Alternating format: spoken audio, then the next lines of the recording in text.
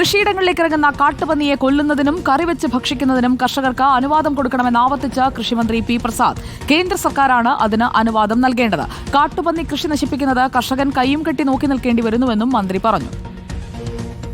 കൃഷിയിടങ്ങളിലേക്ക് ഇറങ്ങുന്ന കാട്ടുപന്നിയെ കൊല്ലുന്നതിനും കൊന്നു തിന്നുന്നതിനും കർഷകർക്ക് അനുവാദം കൊടുക്കണമെന്ന അഭിപ്രായമാണ് എനിക്കുള്ളത്. കർഷകൻ എന്ന് പറയുന്നത് എൻ്റെ അഭിപ്രായം അതാണ്. അതിനകത്ത് വേറെ എന്തെങ്കിലും തടസ്സം വന്നാൽ ഞാൻ ആ അഭിപ്രായത്തിനകത്ത് ഉറച്ചു നിൽക്കുന്ന ഒരാളാണ്.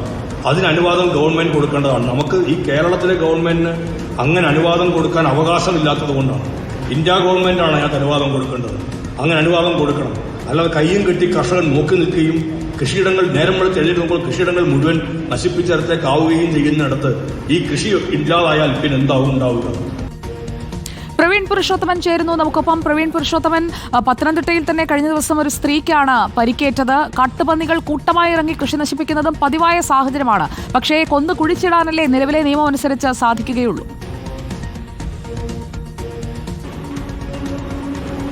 സുജയ, പത്തനംതിട്ട ജില്ലയിൽ മലയോര മേഖലകളിൽ ഉൾപ്പെടെ വലിയ കാട്ടുപന്നി ശല്യമാണ് അനുഭവപ്പെടുന്നത്. കൃഷിക്കാർക്ക് ഒരു രീതിയിലും കൃഷി ചെയ്യാൻ പറ്റാത്തൊരവസ്ഥയുണ്ട്. ഒപ്പം തന്നെ ആളുകളെയും ഈ കാട്ടുപന്നികൾ ആക്രമിക്കുന്ന സംഭവങ്ങൾ അത് സ്ഥിരമാവുകയാണ്.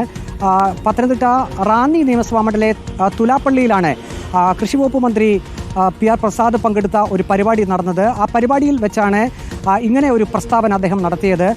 കൃഷിവകുപ്പ് മന്ത്രി പ്രധാനമായും പറഞ്ഞത് കാട്ടുപന്നി ശല്യം വളരെ രൂക്ഷമാണ്. പക്ഷേ ഇക്കാര്യത്തിൽ സംസ്ഥാന സർക്കാരിന് ഒരു നടപടിയിലേക്കും പോകാൻ കഴിയുന്നില്ല. ഇതിൻ്റെ നിയമനിർമ്മാണങ്ങൾ ഉൾപ്പെടെയുള്ള കാര്യങ്ങൾ ചെയ്യേണ്ടത് കേന്ദ്ര സർക്കാരാണ്. പക്ഷേ അദ്ദേഹം ഒരു വാചകം പറഞ്ഞതാണ് ഏറ്റവും പ്രാധാന്യം അർഹിക്കുന്നത്.